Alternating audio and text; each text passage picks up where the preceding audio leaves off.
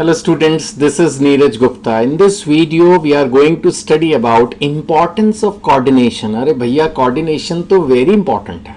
Examination की बात नहीं कर रहा. बिना coordination के तो कुछ हो ही नहीं सकता.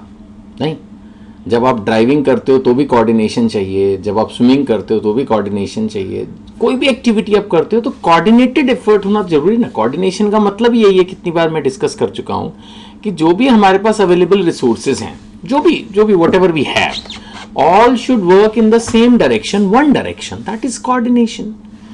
तो कोऑर्डिनेशन क्या है? It integrates the efforts. Main चीज तो यही है ना. That is the importance of coordination. I hope I'm very much clear now. अभी तो कई वीडियो बन गई कोऑर्डिनेशन पे, तो topic is very clear. Importance of coordination, it integrates the efforts, चाहे वो इंडिविजुअल्स हैं, डिपार्टमेंट्स हैं, स्पेशलिस्ट्स हैं. नहीं, दे ऑल आर इंटरडिपेंडेंट. सब एक दूसरे पे डिपेंडेंट है. मार्केटिंग वाले को प्रोडक्शन पे डिपेंड होना पड़ता है, और उन दोनों को HR वाले पे डिपेंडेंट. स्टाफ ही नहीं होगा तो काम कैसे करोगे? और उन तीनों को फाइनेंस वाले पे. पैसे ही नहीं होंगे तो कैसे काम करोगे? तो सब इंटर रिलेटेड है, इंटरडिपेंडेंट है. सबके पास जो भी इंफॉर्मेशन है, जो भी रिसोर्सेज हैं, वो सब एक दूसरे के साथ मिलके ही ऑर्गेनाइजेशनल गोल्स जो हैं वो अचीव किए जा सकते हैं, है ना. You have to reconcile the differences. घर में भी दो भाई होते हैं तो डिफरेंसेस होते हैं. आपके भी फ्रेंड्स के साथ भी डिफरेंसेस हो जाते होंगे. दूसरों के साथ तो छोड़ दो, जो दो फ्रेंड्स हैं समटाइम वो भी उनमें किसी एक टॉपिक पर जो है ना डिफरेंसेस हो सकते हैं. कोई कहेगा ऐसे चलो, कोई कहेगा ऐसे चलो, नहीं ऐसे खेलो, ऐसे मत खेलो, ऐसे मिलो, ऐसे मत मिलो, इसको ग्रुप में लो, उसको ग्रुप में मत लो. तो some leader is required who coordinates it, है ना, हु रिकंसाइल द डिफरेंसेस. यानी उन डिफरेंसेस को खत्म करके सबको मोटिवेट करे कि नहीं, इट्स फाइन. समटाइम एक की माननी, समटाइम दूसरे की माननी, समटाइम दोनों की मना करके अपनी पॉजिटिव कोई नई तीसरी बात बीच में इंसर्ट करी. Somehow this is what is management, है ना. To harmonize individual goals and organizational goal. हर कोई अमीर बनना चाहता है, वो ठीक है, उसमें कोई प्रॉब्लम नहीं, लेकिन देश सबसे पहले, इंडिया फर्स्ट. इसी तरह से जब बिजनेस होता है तो हर कोई, हर डिपार्टमेंट अपना प्रॉफिट या अपने टारगेट्स को अचीव करना चाहता है, लेकिन कंपनी फर्स्ट, इसको नहीं भूलना है. ये कोऑर्डिनेटर या सीनियर मैनेजर का काम है. अब कुछ पॉइंट्स डिस्कस करते हैं. इसमें थोड़ा थोड़ा नए पॉइंट्स आपको सीखने को मिलेंगे. इस वीडियो में कुछ नया है. जैसे हम ग्रोथ इन साइज की बात करते हैं तो इसमें बड़ा अच्छा डिस्कशन है कि जब साइज कंपनी का ग्रो करता है तो एम्प्लॉइज बढ़ जाते हैं. ठीक है, नेचुरल सी बात है. अब जब एम्प्लॉइज बढ़ेंगे तो जरूर नहीं कि सारे एम्प्लॉइज एक सा सोचने वाले हों. सबकी सोच अलग अलग हो सकती है. एक्चुअली सबके एजुकेशनल बैकग्राउंड्स डिफरेंट हो सकते हैं. जब बहुत बड़ी कंपनी होगी तो कुछ इंजीनियर्स होंगे, कुछ MBAs होंगे, कुछ सिंपल ग्रेजुएट्स होंगे, है ना. हर तरह के लोग होंगे, डिफरेंट. ऐसे ही Hindustan, India is such a big country, तो उसमें भी अलग अलग बैकग्राउंड से लोग हो सकते हैं. Maybe few may be Hindus, few may be Sikh, Muslims, Christians. Similarly few may be Delhiites, few may be from Mumbai, few may be from Kolkata, Bengaluru. थोड़ा सा सबकी सोच, थोड़ी सी वर्किंग में हल्का हल्का फर्क हो सकता है. अब वो सारे मिलकर सपोज एक ही कंपनी में काम कर रहे हैं. जैसे हमारे यहाँ नज़दीकी गुड़गांव है, अगर आपने नाम सुना हो, it's a big corporate hub. एक एक कंपनी में ही 5-5 हज़ार, 10-10 हज़ार लोग काम कर रहे हैं. अब सोचिए, तो वो सभी वैरायटी के, आई मीन डिफरेंट बैकग्राउंड के लोग होंगे ना, ग्रोथ इन साइज. और उन सबकी सोच को एक दिशा में लेके चलना इज बिट ए टास्क. ऐसे आप सोचिए कि देश का प्राइम मिनिस्टर 150 करोड़ लोगों को एक साथ लेके चलना इज बिट ए टास्क. उन सबको कोऑर्डिनेट करना, सब अपनी अपनी दिशा में भागने के लिए तैयार रहते हैं. So growth in size, bigger the size higher the need for coordination, है ना. डिफरेंट बैकग्राउंड से लोग आए, जैसे मैंने भी समझाया. Then it's difficult to integrate their efforts. थोड़ा सा मुश्किल तो होता है.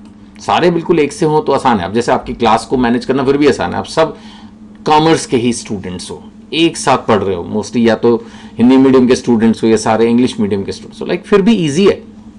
मोर और लेस आप आसपास एक ही कॉलोनी से आए हो, है ना. आप सबके पेरेंट्स मोर और लेस सिमिलर से होंगे. आर्मी स्कूल है तो ज़्यादातर सब आर्मी के लोग हैं, है ना.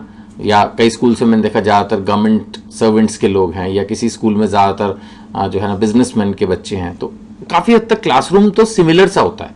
बट एक कंपनी का सोचो, एक ही बिल्डिंग में माना 5,000 आदमी और सब पूरे इंडिया से जो है उनको रिक्रूट किया गया. So difficult. But you have to reconcile the differences, you have to motivate them, you have to push them or you have to guide them for the common goals of the organization, है ना. तो efficiency तो तभी हासिल होगी. फिर है functional differentiation. अब हर डिपार्टमेंट का अलग है ना. ये लाइन बड़ी अच्छी लिखी है, each department aims to achieve its own objective. अब प्रोडक्शन वाला कहेगा भाई मैं मैक्सिमम प्रोडक्शन कर देता हूँ, मार्केटिंग वाला कहेगा मेरे को सामान दे दो मैं बेच दूंगा, बस बात खत्म. अकाउंटिंग वाले की अपनी सोच है, एचआर वाले की अपनी सोच है, फाइनेंस वाले की अपनी सोच है. तो हर कोई अपने ऑब्जेक्टिव को सोच रहा है कि भाई मुझे अपने डिपार्टमेंट की एफिशिएंसी ज्यादा करनी है. जैसे शायद आपके स्कूल्स में भी होता होगा ना, अलग अलग वो बना देते हैं groups, what you call them. तो वो हर ग्रुप माना एक नालंदा ग्रुप है और एक कुछ सुभाष चंद्र बोस ग्रुप है और एक ऐसे करके वो जो बना देते हैं हाउसेस. तो then each one wants to perform its best. तो समटाइम्स दे थिंक यार बस हम जीत जाएं. समटाइम्स ऐसी थिंकिंग आ सकती है. Then it is the senior most teachers और the overall management of the school team which guides all you students. No no no ना, ऐसे नहीं. जीतना है वो ठीक है लेकिन सबको साथ लेके चलना. Ultimately you don't have to fight among yourselves ना, लड़ना थोड़ी है आप इसमें. सो किसी भी कंपनी में कोई भी ऑर्गेनाइजेशन जो है वो divided into departments, divisions, sections, ये तो होता ही है. एवरी कंपनी, जो बड़ी कंपनी होगी तो उसमें अलग अलग होंगे ही. छोटे छोटे से हिस्से अलग अलग हो जाते हैं. कंसल्टेंसी में भी इनकम टैक्स की कंसल्टेंसी अलग, सेल्स टैक्स की कंसल्टेंसी अलग, सर्विस टैक्स की कंसल्टेंसी अलग, लीगल मैटर्स अलग, उसमें भी कंपनी लॉ मैटर्स अलग, लेबर लॉ के मैटर्स अलग. ये मैंने एक छोटा सा एग्जाम्पल है. कोई भी कंपनी होगी उसमें अलग अलग डिवीजन्स हो जाते हैं. तो कई बार क्या होता है हमारी सोच बस उस डिवीजन तक ही रह जाती है. बट यही फिर मैनेजमेंट का रोल आता है कि वो सारे को किस तरह से कोऑर्डिनेट करेगी. ठीक है ना. Clash of interest between the various departments, ये इस बात की प्रोबेबिलिटी रहती है कि there is a clash of interest. हर डिपार्टमेंट सोचता है बस मैं परफॉर्म कर दूं बेस्ट, मेरा नाम आगे आ जाए. ऐसे में रिकंसाइल करना है ना. और उनको फोकस रखना है on attainment of common organizational goals, synchronizes activities of these department. ये सब कॉमन वर्ड्स हैं. अब तो आई थिंक यू अब तो by now you must be familiar with this. Integration, synchronization, ये सब है. स्पेशलाइजेशन भी एक पॉइंट है. इसमें बड़ा अच्छा एक्सप्लेनेशन है. इसमें लिखा है कि जब कंपनी ग्रो करती है वही फिर से, तो उसमें बहुत सारे स्पेशलिस्ट भी हायर करते हैं. अब जो स्पेशलिस्ट होता है ना वो थोड़ा दूसरे के साथ चलने में सम टाइम प्रॉब्लम करता है, क्योंकि वो स्पेशलिस्ट है, उसको अपॉइंट एज स्पेशलिस्ट किया गया, उसको पता है कि मैं स्पेशलिस्ट हूं. तो वो बार बार शायद दूसरे को बोल देगा आपको पता है I am the specialist of this particular field, I know it better. अब अगर इस तरह की मेंटालिटी काफी सारे लोगों में हो तो फिर इंटीग्रेट करना बड़ा मुश्किल है. दो स्पेशलिस्ट, दोनों महान, दोनों बोलेंगे मैं अपनी जगह ठीक हूं. अब हमें तो सबको एक साथ लेके चलना है. तो यहां एक you can say soft speaking, smiling manager की जरूरत है जो कि पेशेंटली इस तरह के स्पेशलिस्ट को भी साथ लेके चले. Because usually they think that they are qualified. वो अपने आप को थोड़ा काबिल तो समझते हैं. एक्चुअली वो काबिल हैं ही, तभी तो काबिल समझते हैं. तो they do not take advice और सजेशंस फ्रॉम अदर्स. ये फिर प्रॉब्लम आती है उनके साथ. इतनी ज्यादा वो दूसरों के साथ सुनते नहीं. सो कोऑर्डिनेशन जो है वो हेल्प करता है to reconcile the differences in approach, interest और ओपिनियन ऑफ स्पेशलिस्ट. इसी का नाम कोऑर्डिनेशन है ना. सो स्टूडेंट्स, मैंने पहले भी बताया था कि आपकी जो बुक है ये मैंने आपको संदीप गर्ग वाली बुक से करवाया. तो इसमें क्विक रिवीजन करके लास्ट में जो नोट्स दिए हैं अगर आप इनको याद कर लें तो that's more than enough. And I suppose मैंने आपको रीजनेबली जो है ये चैप्टर अच्छे से करवा दिया है. अब जो स्टूडेंट्स, इसमें अभी दो बातें आपसे डिस्कस करनी रहेगी. एक तो ये कि अगर आपके स्कूल में कोई डिफरेंट बुक प्रिस्क्राइब्ड हो, है ना. मैंने संदीप गर्ग से कराया, maybe it's Poonam Gandhi, maybe R K Singla, maybe Subhash Dey और any other book. All the books are good. Believe me. I am following Sandeep Garg because I like this book.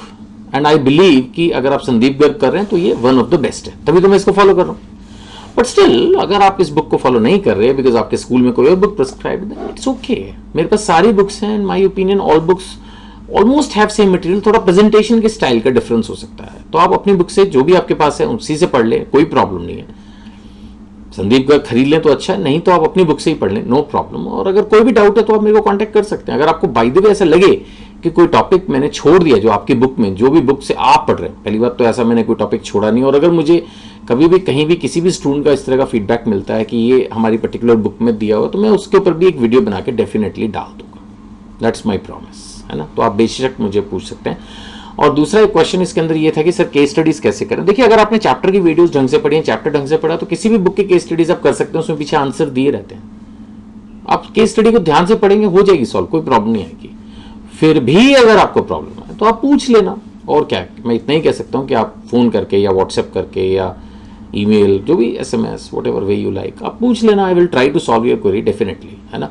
Face to face जो students मुझसे पढ़ रहे हैं उनको तो मैं क्लास में करा ही रहा हूँ, और बाकी जो स्टूडेंट्स दूर हैं, जो रोहिणी दिल्ली में नहीं हैं और मुझसे नहीं पढ़ते हैं, उनके लिए भी ऐसा नहीं है कि हाथ खड़े हैं। अगर कोई टिपिकल क्वेश्चन होगा तो मैं उस पर वीडियो भी बना दूंगा। अदरवाइज मुझे लगता है कि case studies are quite simple, अगर आपने चैप्टर ध्यान से पढ़ा है तो। अगर आप सीधा केस स्टडीज़ करोगे तो फिर तो मुझे सीरियसली डाउट है कि आप कितना कर पाओगे।